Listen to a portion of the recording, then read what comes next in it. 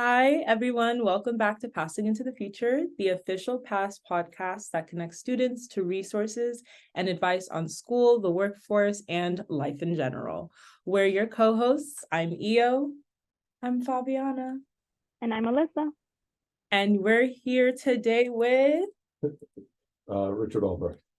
Yes, and so we're going to be talking about pop psychology with him. So he is a practicing counselor in Miami, as well as an FIU alumnus and an associate professor teaching classes in psychotherapy and dreams. So if you need anything for spring, this is your guy. Me and Bobby actually took him last spring for psychotherapy. It was a super cool class, really informative, great combos. So I just want to find out, how was everyone's week? How are we doing today? Miss Bobby, you want to let us know? Yeah, I'm doing super great. I'm excited to just discuss all our different topics for today's episode. Okay. And Miss Alyssa? Honestly, I'm just enjoying this last month of school, just getting to enjoy the last little bit of what's been my childhood, my adolescence, my young adulthood. Trying to enjoy the last of it before I don't know what I'm gonna do for the rest of my life. And after getting a master's, what hobbies am I gonna do? Trying to figure that out within this next month so I don't feel so empty after graduation. That is definitely fair. You're officially like an adult, you know, that. Sorry. Let me not remind you. Let's focus on graduation. Exciting time, outfits, cute fits, I don't know if y'all have watched Nemo, but that scene from Nemo at the end when the fish go into the ocean and they're still in the little baggies, they go past the street and they finally completed their master plan and they're just okay, now what do we do? And we got what we wanted. I didn't remember that scene until you said that, and I'm literally, that's me. Me in the big ocean, still in my small bubble. What am I gonna do? I gotta get out of the bubble and experience things and try. I mean, I know my niche, which is working with kids, adolescents, but try to find things that I want to do for myself. Try to explore more reading books or do more hobbies. Do a an adult sport, because I know now they have little soccer clubs or flag football for adults. True. So I'm oh, maybe I should do something like that now that I'm going to have more time. Yeah, I think that kind of ties into what you were saying last time about self-care and how that hasn't been a huge priority because school has been a big priority and now it's okay, you're kind of transitioning into okay, now what am I doing for fun now that classes are gone. So I mean, girl, I believe in you. So we do have our segment of the day, right? Which is going to be the psych quote of the day by Miss Fabi. Go ahead, take it away. All right, so this one is brought to you by Eric Erickson, and it says, "The more you know yourself, the more patience you have for what you see in others." You can very quickly see what you don't like in other people, and it could be harder to see how you might have those same qualities in yourself. But being able to take a step back and reflect, hey, maybe this aspect of me is very undeveloped and makes me uncomfortable. So you kind of will project, and then, instead of taking an opportunity to connect with someone and seeing how you're alike, you're kind of a little bit more defensive or trying to ignore the reality. And that's kind of what I make of I it. mean, I definitely agree with what you were saying that it can be easy to project when you're not fully developed in yourself. And I think when you're really in touch with yourself, you kind of can put yourself better in other people's shoes. Because I feel it's easy to see the rational thing to do when you're, a step back. But when we're it's that thing where you can give good advice, but then you don't take it. So it's when you're in it, it's hard to listen to logic. Ooh. But then when you're outside of it, it's easier to listen to logic. So when you kind of get in tune with yourself and see the parts of you that are not perfect, it's easy to have patience and grace for other people because you're if I was in your position, I see how you get there instead of just being oh well, that wasn't smart, so still working on that, Yeah. self-compassion so you can have better compassion for others. I think that's important. I feel like that's also where empathy kind of also stems from, things that I've gone through that, like, obviously a younger person hasn't gone through yet, but they're starting to experience that. I have a little bit more empathy to be like, hey, look, like, you're going to make it to the end of the line. This isn't the end, you're okay. Take it from somebody that's probably been through it. There's just a little bit more understanding and, like, obviously a lot more patience in that. Obviously, if you've not gone through it, or you haven't even, like, an inkling to know what's going on, obviously you're not going to have the patience to be like, oh my gosh, why do you have to be this way? Or, then you kind of become agitated with the person, or you become, like, a little bit resentful. Like, why are you not, like, getting through it fast enough? Or why are you not getting through this phase? Obviously, because I've never been through it, so I, like, that person will probably push, like, with no patience. I think you're right. It's about understanding somebody's situation and not judging it so much. Yeah, I feel like if everyone, if we focus more on helping other people, everyone says this, the world would be a better place. But Yeah. for real, it would.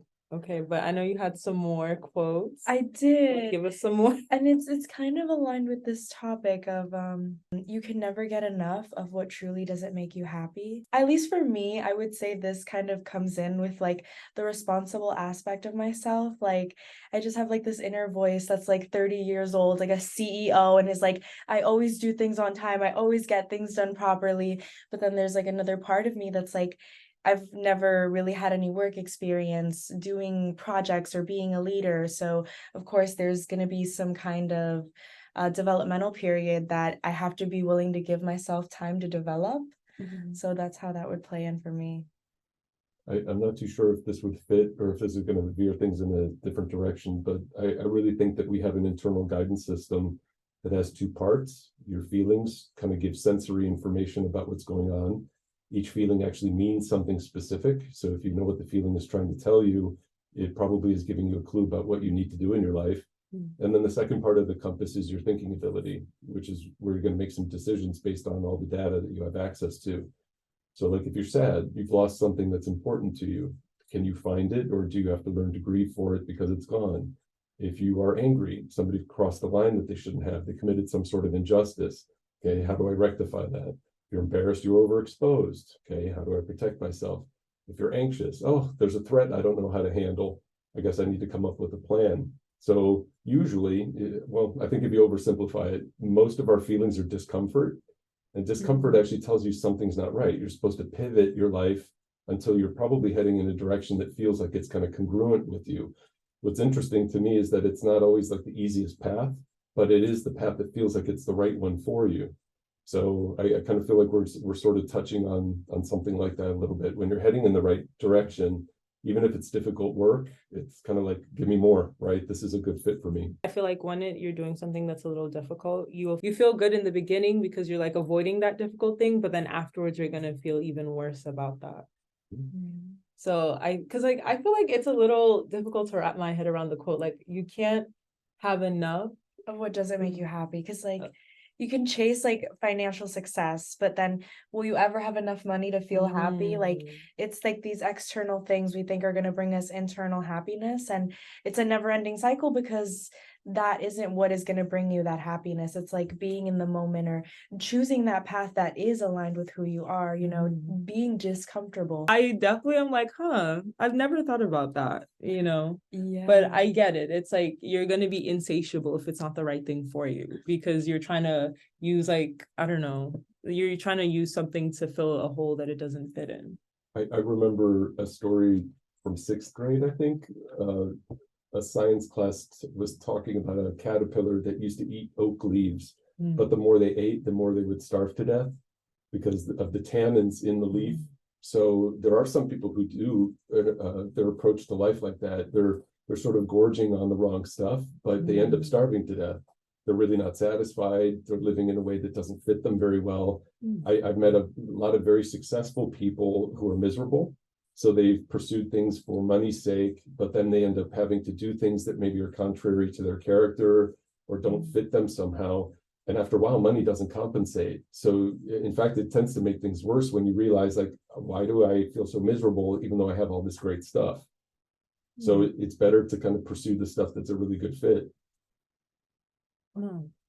Yeah, I definitely agree with that. Like, I think for me in my academic career, I for a long time I was really set on wanting to go to graduate school to become some kind of mental health counselor or work in some kind of research projects. But now I kind of see myself really invested in my agricultural progression and kind of not just committing to something because I thought that's what I was going to do, because now I'm realizing I have so much more passion for this other thing and I want that to take more space in my life. Yeah. I think it's important to be flexible in that sense, because sometimes you'll think, oh, this is what's going to make me happy. You do it, you realize, JK, it's not. And then like you need to actually be able to pivot. And I think some people get really like trapped in that. Like I know I have some friends that recently, like they just graduated and they were going to go to med school. And then they were realizing, you know, maybe I don't want to be a doctor or like a psychiatrist. Maybe I want to get a doctorate instead, right? And they were able to be like, okay, well, actually, I want to apply for a PsyD, not to go to med school. And it's like the importance of that. And especially for them, part of it was like they had to kind of grieve, right? That idea of becoming a medical doctor. And also like, how am I going to tell my parents this when like, since I think like middle school, they've had that dream, right? So like, you know, for them, it was even more difficult to pivot because now like your whole family is kind of pivoting with you, like pivoting their expectations. And so, but then they could have still decided, oh, I'm still going to apply to med school and then been miserable, you know, like you were saying, and then they would have made probably more money than like a PsyD would have. But they'll be, you know, spending that more money on therapy. You know, yeah, you know, to figure out why am I not happy. But yeah, so I think definitely that flexibility is important. And I'm glad you had that too. Like I also pivoted. I was gonna be a journalist. I don't know how. Oh, yeah. Yeah. So I'm like, okay, I guess. I feel like all psych majors or like anyone that's in counseling kind of took a pivotal turn like in the career they wanted. Like I wanted to be a veterinarian. Like that's completely different from what I do now. Completely. So I think some way, like somehow some people kind of take a turn either through experiences or just like in general, just knowing exactly what they need and what they want to do in life. Like I knew I wanted to be a vet. I wanted to take care of dogs and cats and all kinds of animals. And then I went through a traumatic event and was like, actually lie. I want to help people like me in these situations. Being able to finally realize like this is a new path, it comes with so many different feelings because you do have that period where you're grieving someone you used to be, but at the same time it's like this self-freedom, like you're just like interested to see who you're going to become once you're on this new adventure. It's like, you know what it is? It's like going through the seasons, right? How people like, I don't know if you guys have seen on like Instagram, on TikTok, they're like, oh, that's like season 1 person. Oh, now we're like in season 5, you know? yeah. It's like literally the different seasons of your life because it's the same show, but you know, maybe a writer got fired, a new writer got hired, the cast is changing, you know? Different chapters. Exactly. Yeah. Now let's pivot a little bit. That's the word of the day, is pivot, I guess. Into talking about some pop psychology. How would you define like pop psychology? It's a little off the cuff, but it's probably sort of like the vernacular version of psych ideas, right? So it's kind of the ideas floating around that people seem to latch onto, sort of trendy psych, I guess. And I think that's kind of evolving all the time, but with social media and things like that, I think that there are lots of things swirling around all the time right now. And maybe that's a good thing in some ways, but that's also part of the problem because there are a lot of people who are getting a lot of information that may be either incomplete or a little dodgy, or I would just say maybe part of mental health is really having somebody, mental health treatment is having somebody hear what somebody's talking about very clearly or accurately, because sometimes we're going through things and it's kind of hard to understand what's going on. So with a little bit of information, some people will latch onto that sometimes and then maybe feel or get misled, I suppose, and then it can actually cause harm because people feel like what they have is very truthful, but it's just a little sliver of some truth that may not necessarily apply. Definitely agree. I think also it's like like the fate, like the FODs, or I don't know how it's called, like, but like those trends that you're talking about, I think now a lot of it too, like we misuse words, or like we just use statements to like describe what we also like may experience. I know, now is like a thing, oh, I'm so OCD, or my OCD is like killing me right now. I know now it's more known to like, oh, I'm so autistic, like that, like those statements or those trends, like now in pop psychology is so blowing up, and it's like horrible because, and I, like I said, I'm guilty of some of those, because like I think it's also part of the generation that we've so normalized these statements, even though it's definitely should not be, because how do you really know if it's true or not? Like, do you really have OCD, or are you just like nitpicky at like certain things, or you have like a pet peeve that things need to be a certain way, or is it like, how do you know? Are you really diagnosed with autism? Or like, is it just little things here and there that bother you? Or you're like sensitive, more sensitive than normal, and like it, again, normalize, like certain things are okay, but then these statements are just, how do you know it's true or not? So, yeah. I have a few years on all of you, so I've been around a while. I remember when bipolar disorder sort of really started to become a popular topic. So late 80s, 90s, suddenly everybody's bipolar. If you had a bad mood, or if you were kind of a jerk, you were bipolar, right?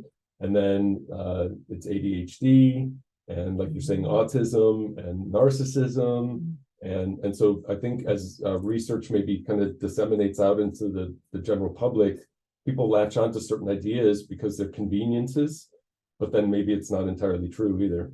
I love that you brought up the bipolar, because I feel like when I was younger, like in middle school era, right? So like 10 years ago, it was, oh, you're so bipolar, I'm so bipolar, I'm so ADHD, oh, and then people would also use like depressed. And then like by the time I hit high school, OCD was the big one. Everyone was like, I'm so OCD. Now it's autism. Now everyone's like, oh, I'm pretty sure I'm on the spectrum, which also I feel like there is some interesting overlap and comorbidities between like autism, OCD, CPTSD, even though she's a little controversial on that DSM-5, but still, so like it's like there's so, because even like sometimes I'll see like the reels about like possible symptoms or of autism, or like, well, I guess not symptoms necessarily, but like the way it manifests for some people. And I'm like, that's something I recognize in myself, but that's not mean, oh, wait, I have autism. That could just mean, some of my actual diagnoses are manifesting in ways that overlap, right? There's a little Venn diagram. Or it could just be that's a trait that people have, and it's not in any way connected to having autism. It's just a trait that person has, right? So I feel like also like intrusive thoughts is a big one now, right? Like the intrusive thoughts one is something a lot of people say online, and like as someone who's diagnosed with OCD, right, that can be a little rough to hear, because I'm like, what you're saying is not an intrusive thought, and I've had intrusive thoughts longer than I've known what they are, and they're so like sometimes debilitating, like it can be really, really difficult to have this thought like pop in your head when you're just like living your life that's like, okay, and like of harming yourself or harming someone else, and then like having to kind of, oh, you did, I was gonna say bless you, but but like having to kind of tease it out and be like, oh, that's not what I really think, like this is just like almost like I don't know, someone broke into my house and was saying things like, but like in your brain. So it can be a little like tough to see that at times. I think you're touching on a pretty big thing, actually. Sometimes these ideas get diluted because people are misusing or overusing certain words. And maybe for somebody who doesn't quite know what mental health stuff is, if that's your source of information, maybe it either suggests something about you that's not accurate, or maybe you minimize what's going on with you. I don't know, because of the way that people talk about these things. I remember in grad school walking into the psych department, there was a poster. I'm assuming it's still not there, or it's not there anymore, but it said, a little knowledge is a dangerous thing. And I think that that's kind of true. When you have little bits and pieces of information, you're still going to form opinions. You're still going to make decisions based on what you know, but you may be missing out on some of the really critical things, and then it can cause some problems. Yeah. I like that you said it. Oh, sorry. No, go ahead. Yeah, I like that you said like it minimizes like the person's own diagnoses. Like I feel like it would make them feel more abnormal, like, okay, like you're saying you have this, but I have it worse than you. Like, is that a problem? You know, so I feel like it would literally cause someone to think like they're more of a problem than what they are. I can maybe offer a thought based on something Alyssa said earlier about trauma. It's a word that gets bounced around a lot too lately. Actually, maybe this is a side topic in a way, but a lot of people almost hold on to diagnoses as a way of identifying. It's kind of like a maiden characteristic. I've worked in places where I was introduced to people and they say, hello, I'm bipolar. And that's literally how they kind of present themselves to people. In some trauma work, there are big T traumas and also little t traumas. The big T traumas are probably the things that would impact practically anybody, right? They would, I don't know, go to war in Afghanistan, for instance, right? But then there's also like little t traumas, which are very personal to us. And maybe the rest of the world has no idea that you have been traumatized by something. And so I wonder if you guys can make a comment on this, because honestly, I don't do social media for a number of reasons, but I hear about it all the time. And one of the things that I kind of notice is the way that people talk about these traumas. And again, it's sometimes maybe maximizing this idea, like they're blowing something up and almost like traumatizing themselves, like they're making it a really big topic. But then there are people who also kind of minimize it too. So we have like this really big range of people who are very, I don't know, they lack resilience and they kind of are falling apart very easily. And then we have a lot of other people who are just soldiering forward, maybe not even realizing that they can get treatment for something like that. So I don't know if that, I don't know, sparks a thought or anything, but I do notice these things. Yeah, like if I could add to it, like as a young teen, I was on the Twitter a little too much. And it's like, yeah, sometimes you'll form these communities where people are just together because they are like explicitly sharing trauma, and they could either be minimizing it or over exaggerating it. And then you kind of get like this environment where then you're like trying to diagnose each other and you don't even know who this person is like in real life. And then you're kind of forming your opinions on mental health based on what you're hearing from this feedback. And, you know, then we're kind of like losing more information as we develop. So It kind of makes me wonder too if people get validated a lot by kind of having something like that to talk about, and then within the certain group you end up kind of bonding, but also getting like a lot of social credit in a way by connecting through your problems. And I don't know that humans, like, I don't know, we've always done that, but social media seems to kind of heighten things. It takes it to a new level. Yeah, it's easy to like become extreme in that, because I feel like there was a while ago, maybe this was at the height of like when Reddit was completely uncensored and like the pits of the internet, and Tumblr was also way less censored and barely above Reddit, right? And I was on Tumblr at that time, so things got a little wild. But like there were a lot of like groups for like anorexia, right? And then they would like call it Anna. And also on Instagram, when Instagram was newer too, and they would call it Anna, and it almost became like a feeding frenzy of people kind of just like becoming more and more polarized, and like giving tips on how to like you know hide your anorexia better, on how to like do anorexia better basically. And that can become really scary because people are getting into this like, you know, conformational role where they're not able to see that opposite side of like reality, or like, you know, a different viewpoint. They're just feeding more and more into this one viewpoint. You sink into it. Yeah. And like it feels like community, and it is community, but it's community based on something very harmful. Right. And even with people like cutting themselves and like suicidal ideation, like they would literally support each other in these thoughts, and people would like killing yourself became a group effort, you know, which is really terrifying. On the other side, because then these people are not seeking treatment,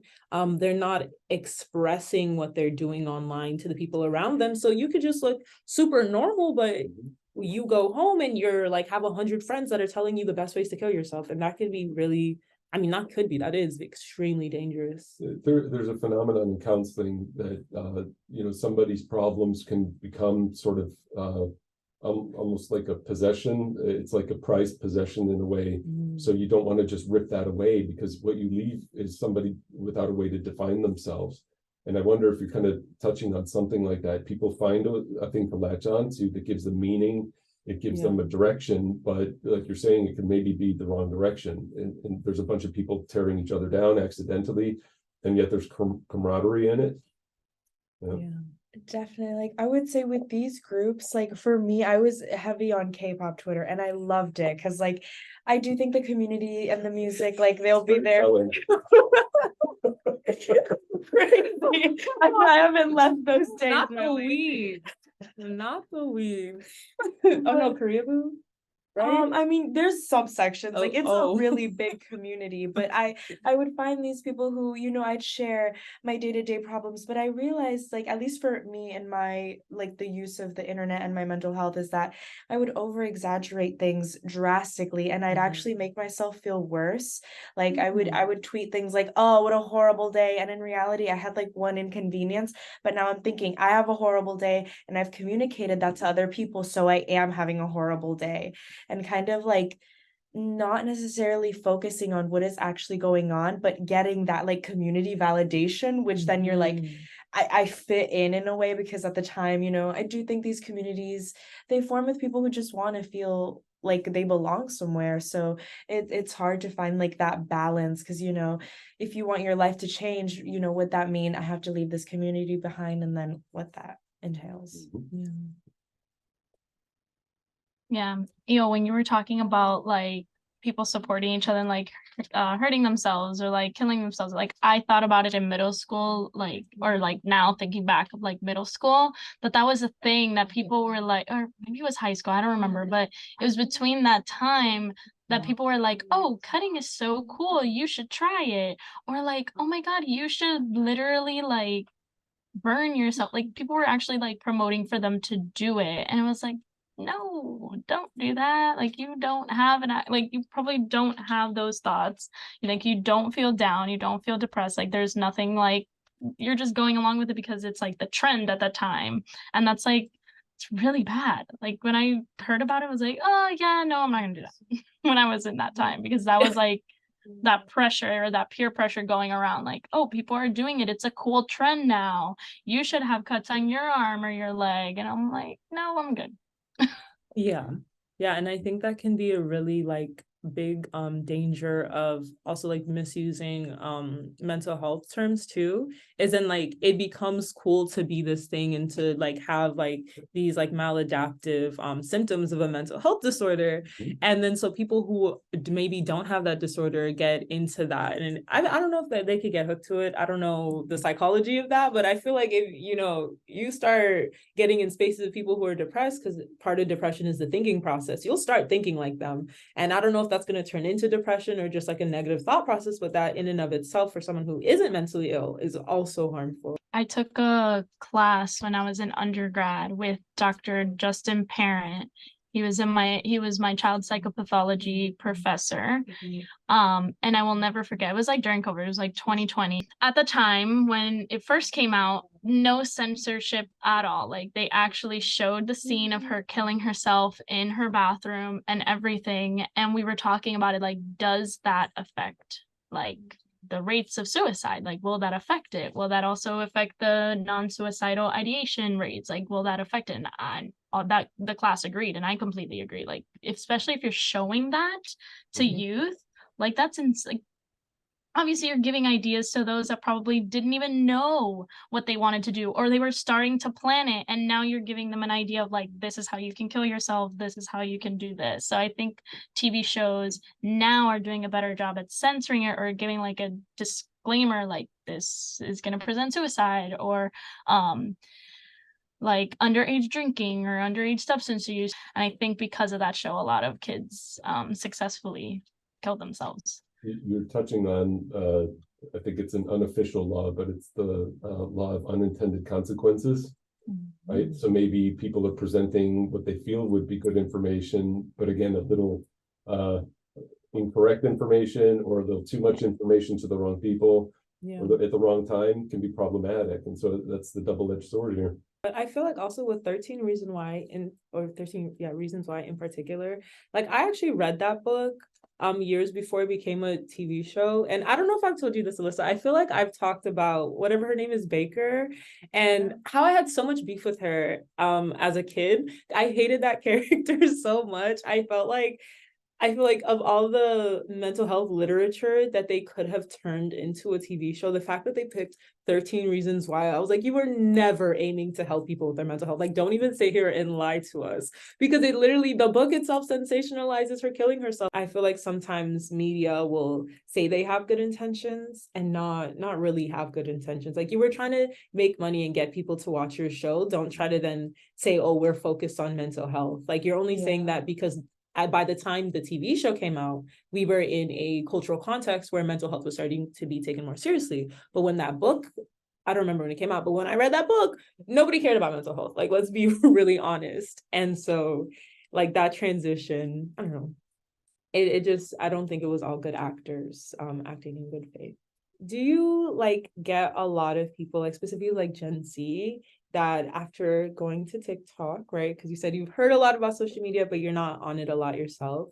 But do a lot of people come to you having self-diagnosed or saying like, oh, I have these symptoms? The funny thing is, I wouldn't even say it's a Gen Z thing. Most people have been researching something, and then they usually do come in with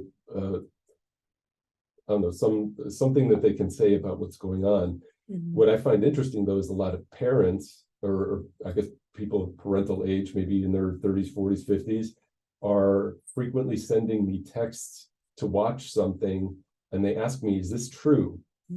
So it does touch on what I guess we're talking about today, that there's a lot of information floating around out there, but somebody who maybe doesn't have a mental health background would look at this stuff and not actually really know if they're getting credible information.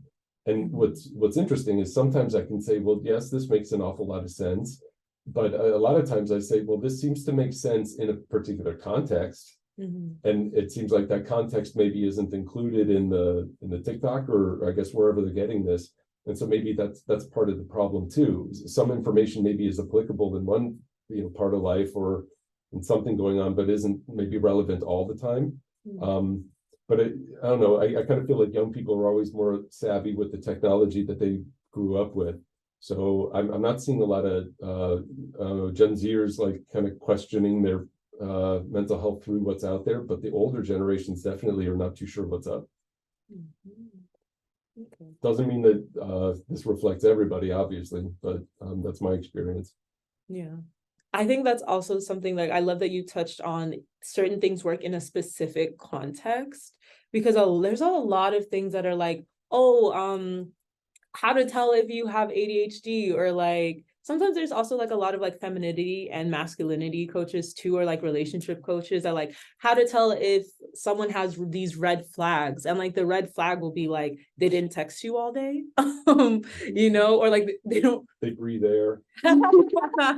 Yeah, like, and like sometimes it's like, okay, I get like in a specific context, right? Like some people are like, okay, they didn't really respond to your text. It's like, yeah, well, if you've been reaching out to them for a week and they never responded to you, maybe that is a red flag. But if they've told you, hey, I'm busy, and or like even if they're busy and they don't respond, well, that's not a red flag, Maybe you would have to answer this, because again, I'm not too much part of this world, but are people maybe looking for quick answers about things too, and they just want to be fed information without really diving in and maybe making some sense of some things?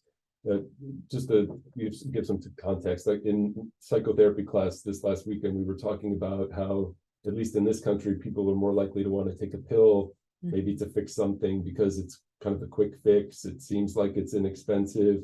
Far fewer people will actually dive in and do the work necessary to maybe figure out why are you kind of going through this in the first place, right? Real therapy. So it does make me wonder if people are maybe hurting, they're not feeling great, and they are looking for something, but conveniently they have all of these like little bits and pieces of information that actually for somebody it's more about the clicks that they get, right, or the views, I guess. They're not really concerned with the real benefit that anybody gets. But again, there is an audience that's kind of looking for some sort of help.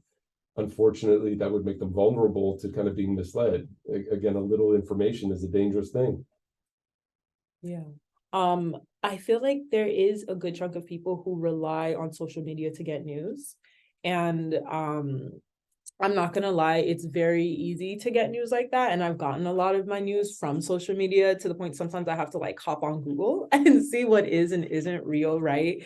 Because some of it has been true, right? And sometimes social media breaks stuff first. So it can be a little like quicker, like how, I don't know if y'all know, like what people say about TMZ, like the running gag about TMZ is like they know people are dead before they die. Oh my God. Because like TMZ, they're trash journalism, but they are often sometimes the first news source to know information. And so sometimes it's like that with social media, right? Sometimes social media is the first space for information to come out on, where it's not necessarily verified, but then later it gets verified, right? So that can become an issue of people like going to social media because they're looking for this information because they might get it quicker and in like a more compact way that's like quick, easy to digest. But then at the same time, they're not fact checking. They're just taking they're not even reading captions actually, first of all, before fact checking. So they're just taking it in like, okay, this helps me, this gave me an answer, and I'm not going to look any further than that. So I think like that could be an issue. Another thing that I've like, because as you know, like I am a Latina woman, so like one thing that I noticed on SNL with like Pedro Pascal, Bad Bunny, was the skit they did a couple weeks ago with the mom, the tia, the aunt, and like the girlfriend's like, yeah, like you should tell your mom that you were diagnosed with depression, and she was like, what? He does not have depression. Like my son does not get depression. Like he tried to get it when he was young, but like we definitely knocked that out of him. Yeah. So I was like, this is such a stigma still, like even in 2023, like for Hispanic families to like not believe in mental health, like not even take that into consideration at all. Like, so like when we're talking about more like culture, like pop culture, like pop psychology, still SNL is still doing these skits on like mental health, or like doing skits on like trying to, I guess, break down the stigma, but it came off so like relatable to certain people. But at the same time, like knowing what I know, I'm like, wow, how this is still so prominent. It's crazy how like over generations we've tried to like stop it and it's still going on. So yeah, like even talk shows or TV like hosts or like any of those like funny comedy skits, like they still talk about like stigmas or like mental health in such a way that you're like, wow, let me take a step back and think about this. I think there's still some people who think the earth is flat. That's 100%. That's just a thing, right? Not everybody goes along for the same ride. Yeah. But I think also with like a lot of immigrant families, it's like also distrust of like Western medicine at times. Like I know in some communities they'll be like, oh, that stuff's for white people. And then it's like, okay, I can kind of understand where you're coming from, right? This isn't a cultural norm for us, or like specifically like in Nigeria, we don't have depression. To be mentally ill, you're mad, first of all, and you have to be like, full-blown psychosis. Like there is no high functioning. If you're not low functioning, basically you're not mentally ill. And then if you are mentally ill and you're high functioning and you come out and say, hey, I have depression, well, what people heard is you're crazy, and I should stay away from you, and your entire family actually is probably crazy, and let me stay away from them, right? So it can be a little difficult sometimes to like break through those like really powerful cultural stigmas.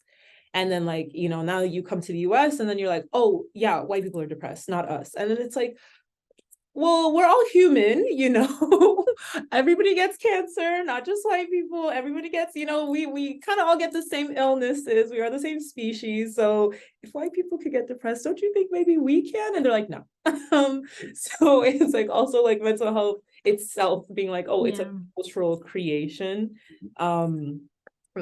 No, definitely understand that. Like I was talking to my mom about it the other day, and I'm like, yeah, this is what because I was talking about, well, not the other day, like a couple months back, I was talking to my mom about like abuse, like child abuse, and like how obviously Hispanic families, like they still use corporal punishment and like they still do like some of the hitting, but obviously now we take culture into consideration. Like, is it a open hand? Is it what are we using? You know? So I was talking to my mom about it. She's like, that's not abuse. I'm like, girl, yes, it is. It definitely is. Like, you hitting your child is definitely abuse. She's like, no, that I'm just spanking the malcriade. Like, I'm spanking your like immaturity out. And I'm like, okay, sure.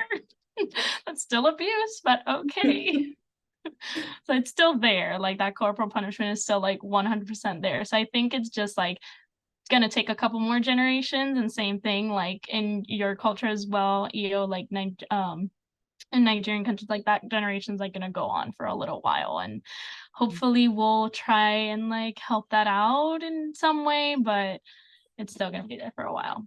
I think this is so interesting. I was speaking about this with my significant other, and he is white, and he was like, growing up, I wish my parents hit me. And I was like, as someone who grew up hit by their parents, I would not like do that to my children. And I think it's interesting, like that perspective, because I do think like you can't parent one child, like you can't parent every child the same. Every child is different, and what you do to a child will impact them differently. And it's just like seeing like the variety across cultures. Like I also know, like at least in my country and in my family, because we are immigrants, we are like seen as like stronger and stuff. So going to therapy is like, why are you going to therapy? Like you don't know how to deal with your life. And I think for me, it's like, yes, I'm living somewhere out of my culture. I don't have experience in this country. So it's like, I don't know what I'm doing, and maybe I could do the things I'm doing more efficiently, and I need some help with that. So it's kind of like, breaking down those barriers. 100%. You're also in that transitional period as well, like and everybody experiences it, no matter what culture you're in. Going from like high school to college, that's a transitional period in your life, and like sometimes you don't even know how to deal with that. Like, we're with the teacher 24/7, well, 7 days, no, 5 days out of the week, 8 hours a day. Like, that's a different transition, or like that's a difficult transition into college. Like, you get to choose your classes, you get to wake up at whatever time you want. Like, that's really hard for some people to like get into, so I think Fabi, what you're talking about is like a transitional period of your life, like completely going from like one country to another. It's like trying to figure out like how do I move on, or like how do I get over this, so yeah. And like you bringing that up, it reminds me of this podcast. I don't know if any of you guys are familiar with Hidden Brain.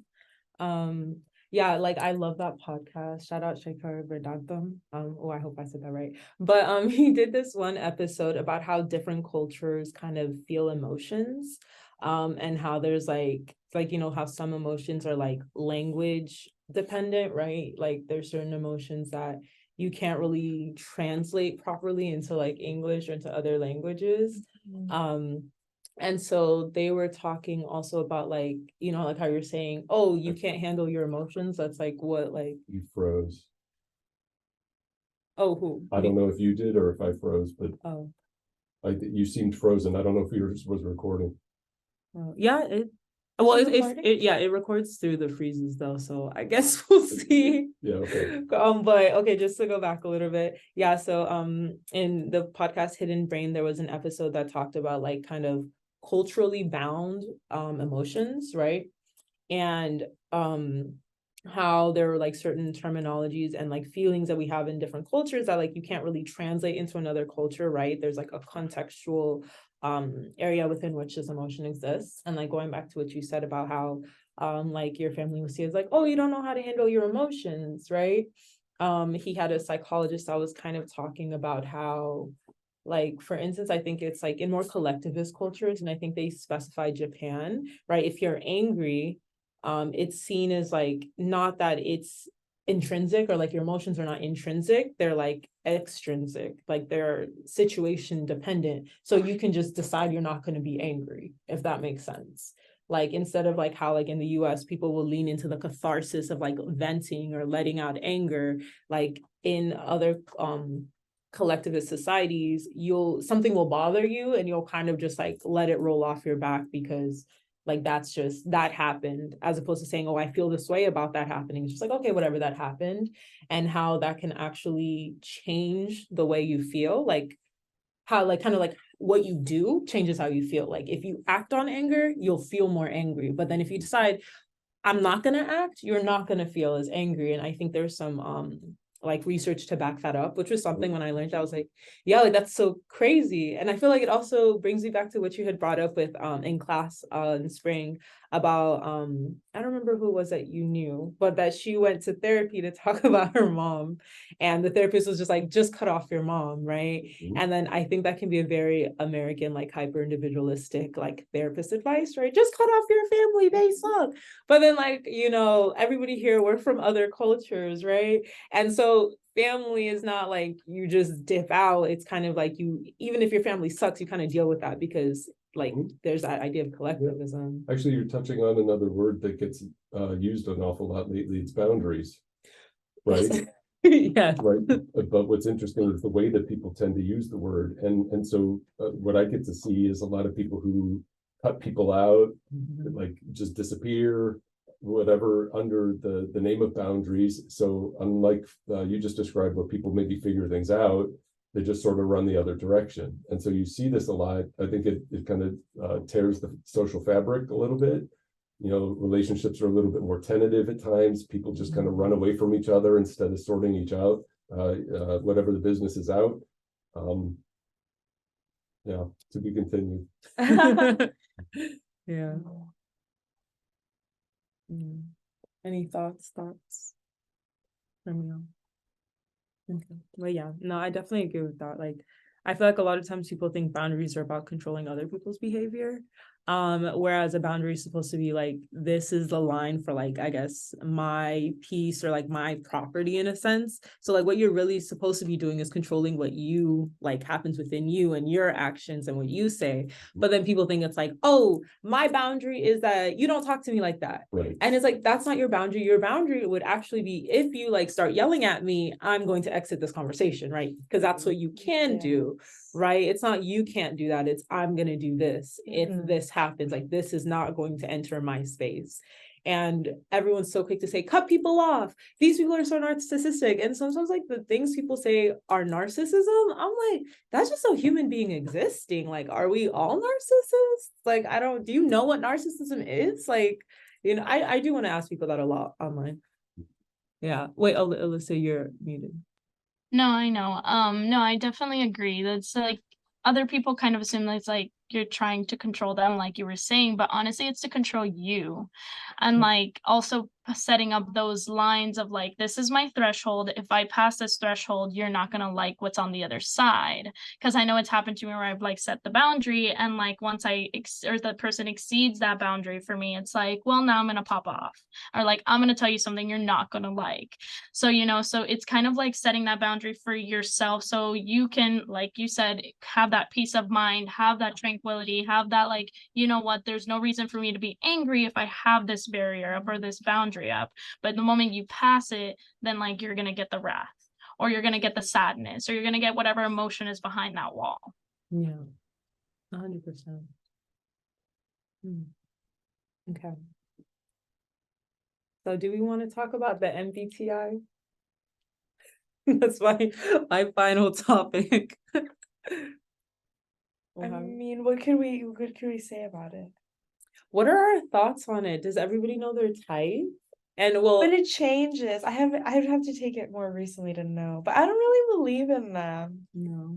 Like I do believe that, you know, personality is probably fluctuating to some point, but like I'm more interested to know like why have personalities like Ocean, the big five, like not been more socially relevant when there's like actually research behind that, and it's like a legitimate, well, a more validated like test versus like the MBTI.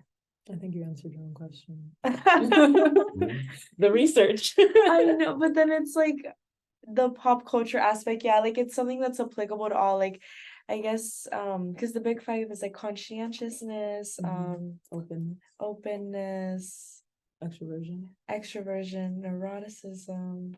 So it's like these are kind of a little bit more personal, like because I remember I took it and I genuinely felt like, yeah, I learned something about myself. I felt like I was read for Phil. I felt very disrespected by Ocean. I was like, wow, this is a little me, yeah.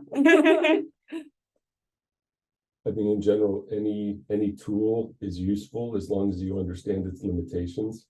You know, so the I don't know, the Myers-Briggs stuff gives you a label. It could serve almost like people do with their diagnoses, like they kind of live up to it, right? But maybe it's also just a bit of information. I think stuff like that can be neat, but maybe it has to be for, you know, I don't know, something useful. You can take some wisdom from it, but it shouldn't define you. It shouldn't like pigeonhole you.